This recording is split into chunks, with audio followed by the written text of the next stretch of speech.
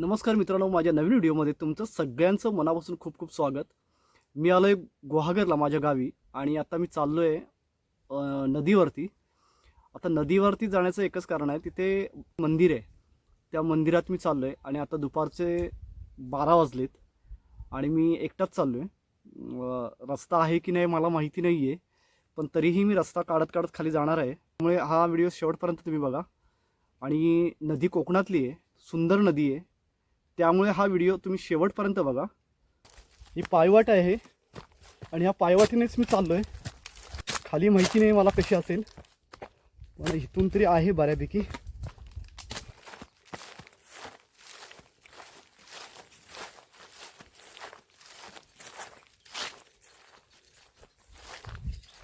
इकडे पक्षी तुम्हाला बघायला मिळतील,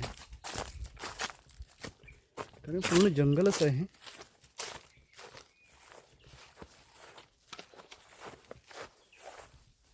मित्रांनो, मी 20 मिनटं आता चाललो आहे आणि 20 मिनटानंतर अशा मी जंगलामध्ये येऊन थांबलो आहे बघा.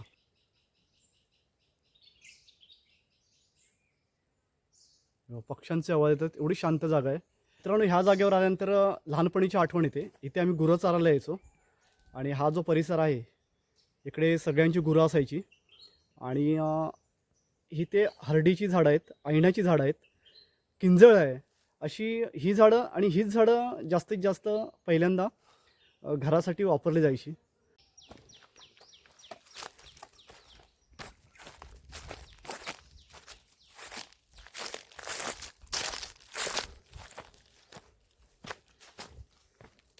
मित्रांनो, आता मी खऱ्या स्पॉटवर आलो आहे.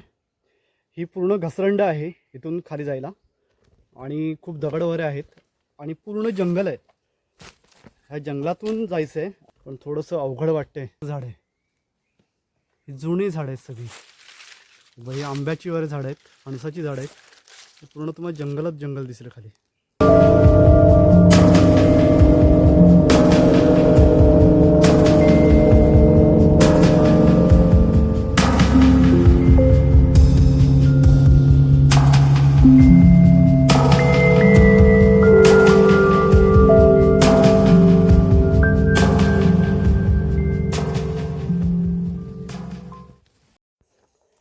मित्रांनो, हे किती विहीर आहे आणि हे विहिरीच्या बाजूनच मी रस्ता काढत आलो आहे.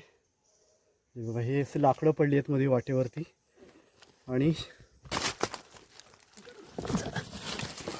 वाकडच जावं लागणार आहे. ते आलोय पर्याच्या साईडनी चाललोय, कारण दुसरा रस्ताच नाही आहे. नदीपर्यंत पोचायचं असेल तर मला ह्या पर्यातूनच जावं लागणार आहे. वाव, आवाज कसला आहे बघा. घनदाट जंगल आहे मित्रांनो, पूर्ण जंगल आहे. मी आता पर्यानेच जातो, कारण वरती रस्ता सापडणं कठीण आहे. तर मी थोडासा प्रयत्न करतो इकडूनच जाण्याचा. ही सगळी झाडं आहेत, माहिती नाही कुठून कसं रस्ता आहे, पण पर्यानेच जावं लागेल.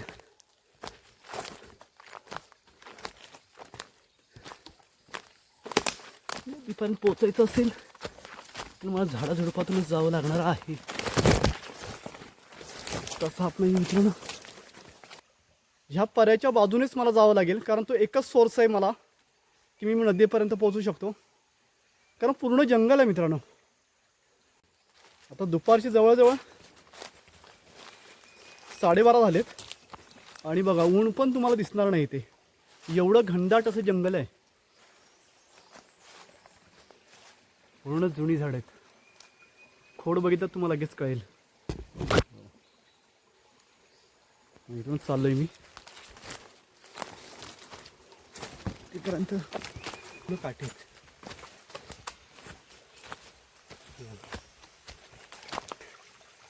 हे केवढा आहे हा संपूर्ण, खूप सुंदर असा वास येतोय. असेल कुठेतरी लागलेला असेल केवढा, पण मला ते दिसत नाही आहे, पण वास सुंदर आहे. आणि ते साप जास्त असण्याची शक्यता दाट असते हा केवड्याच्या साईडला. म्हणजे रस्ताच नाही आहे, तरी पण रस्ता काढत जावं लागेल.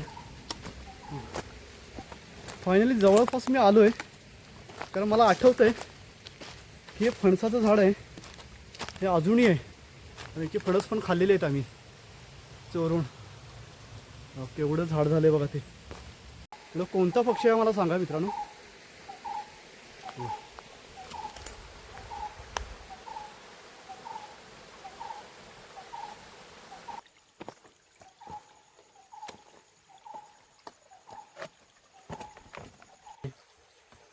मित्रांनो इथे प्राण्यांचे पाय आहेत बघा. कुठल्या प्राण्यांचे माहिती नाही पण हे बघा केवढे पाय आहेत बघा, मोठे पाय आहेत. हे सगळं खोदलंय फुल. फायनली मी नदीच्या जवळ आलेलो आहे. पण मी हाही मार्ग होता, जो पर्याचा जो मार्ग होता तो मी सोडला नाही शेवटपर्यंत, कारण बाहेरून वाटा नाही आहेत, दिसत नाही आहेत. पण फायनली मी आता नदीच्या जवळ पोचलेलो आहे. चला आपण जाऊया. तो समोर जो स्पॉट दिसतोय तिकडे मोठी नदी आहे. मित्रांनो फायनली मी नदीवर पोचलेलो आहे. परंतु मी आधी ते देवीचं दर्शन घेणार आहे.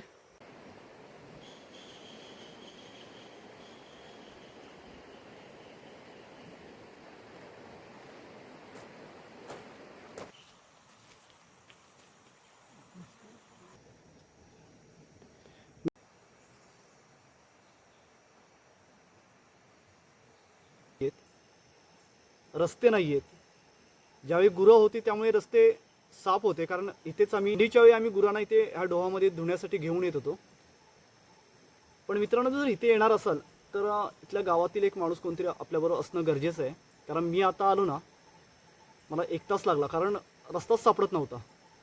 मी इकडून तिकडून भटकत इथपर्यंत आलो. मित्रांनो जे पाबऱ्यातलं जे मंदिर आहे ते इथे झाडीमध्ये आहे, ते इथून दिसत नाही आहे.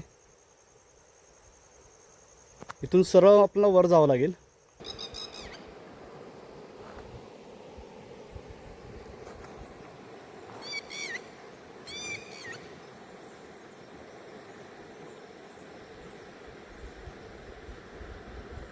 पाणी किती स्वच्छ आहे बघा मित्रांनो,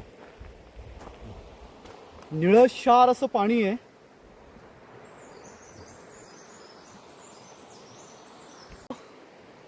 ही जी माझ्या मागे आहे ती आहे सालका नदी आणि खूप स्वच्छ असं पाणी, निळशार असं पाणी आहे. ते सुद्धा भरपूर आहेत आणि ही नदी खोल आहे, त्यामुळे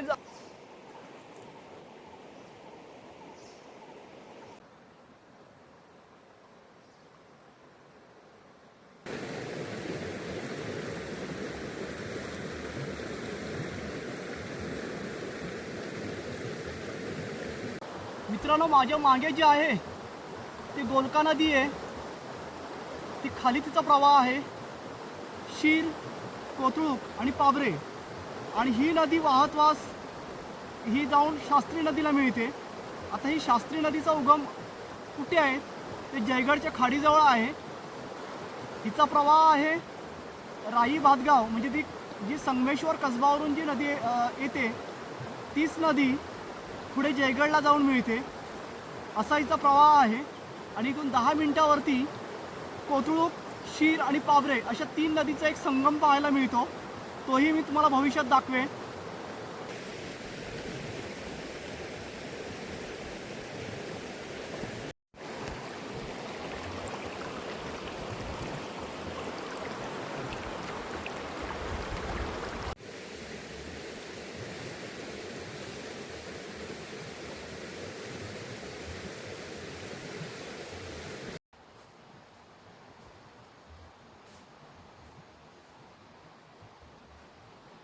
मित्रांनो मी ज्या ठिकाणी उभा आहे ते ठिकाण आहे नदीच्या अलीकडचं, म्हणजेच पाबऱ्यात जाणारा रस्ता आहे. हा सरळ जो रस्ता आहे वरती जातो तो पाबरे गावामध्ये जातो. आणि वरून जर खाली आल्यानंतर आपल्या राईट साईडला म्हणजे उजव्या हाताला मंदिर आहे छोटंसं, खूप जुनं मंदिर आहे. आणि इथे ह्या मंदिरामध्ये वर्षातून 1-2दा इथे कार्यक्रम होतात. नमनसुद्धा इथे केलं जातं. आणि हे नवसाला पावणारी असं हे देवस्थान आहे. त्यामुळे तुम्ही जर इकडे आलात तर ह्या देवाचं दर्शन घ्या. इथून वरती जायला पाभऱ्यात तुम्ही जाऊ शकता. पलीकडे तुम्हाला जायचं खोडद्यामध्ये आहे. सुंदर अशी जागा आहे.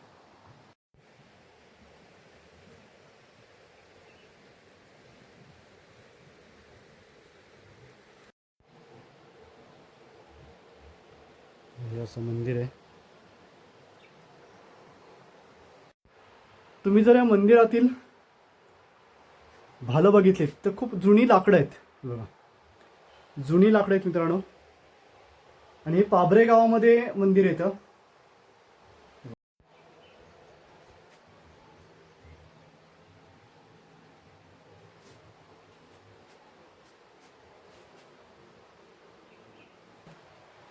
इथून मेन दरवाजातून बघितलं तुम्हाला डायरेक्ट इथे समोर नदी दिसेल.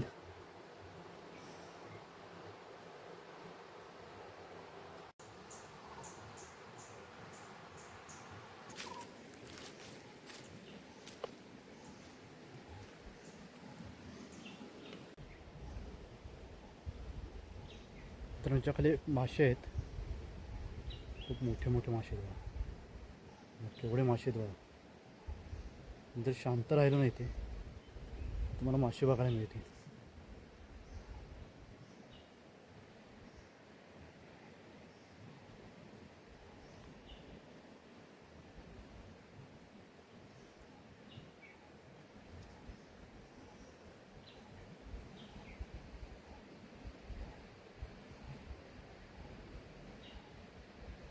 निळीशार अशी अथांग अशी नदी आहे. खूप नदीचं मोठं पात्र आहे, तुम्ही बघू शकता. आणि खूप खोल आहे, त्यामुळे कुणीही आतमध्ये उतरण्याचा प्रयत्न करू नका. तुमच्याबरोबर कोण असेल तरच आतमध्ये उतरा, अन्यथा उतरू नका.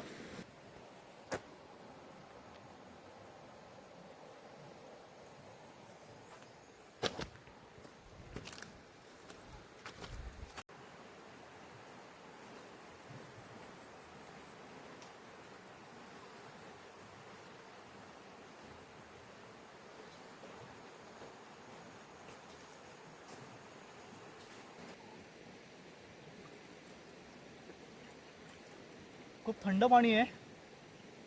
मी पाण्याची बॉटल भरून घेतोय, तर आता निघायचं आहे.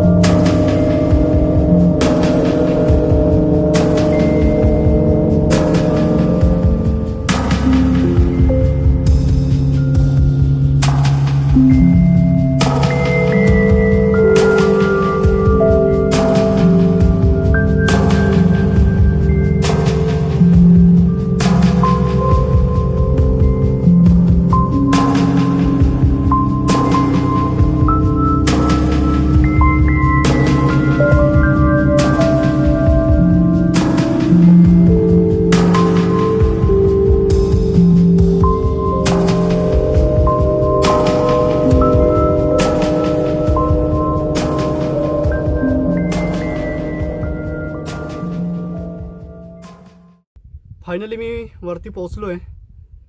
समोर मला माझी वाडी दिसते, गुणबरेवाडी.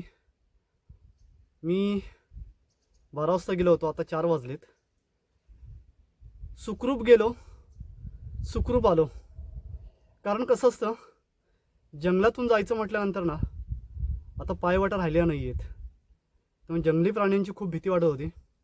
मित्रांनो, जेव्हा मी गावी येणार तेव्हा गुहागर तालुक्यातल्या नद्या असतील, पाण्याची टाकी असतील, किल्ले असतील, हे मी दाखवण्याचा तुम्हाला प्रयत्न करणार आहे. त्यामुळे जर माझ्या चॅनलला तुम्ही जर कोणी अजून सबस्क्राईब केले नसेल तर सबस्क्राईब करा, लाईक करा, शेअर करा. आणि हा माझा व्हिडिओ कसा वाटला हे तुम्ही कमेंट करून नक्की सांगा. इथेच सांगतो, धन्यवाद. पुन्हा भेटूया नवीन एका व्हिडिओमध्ये.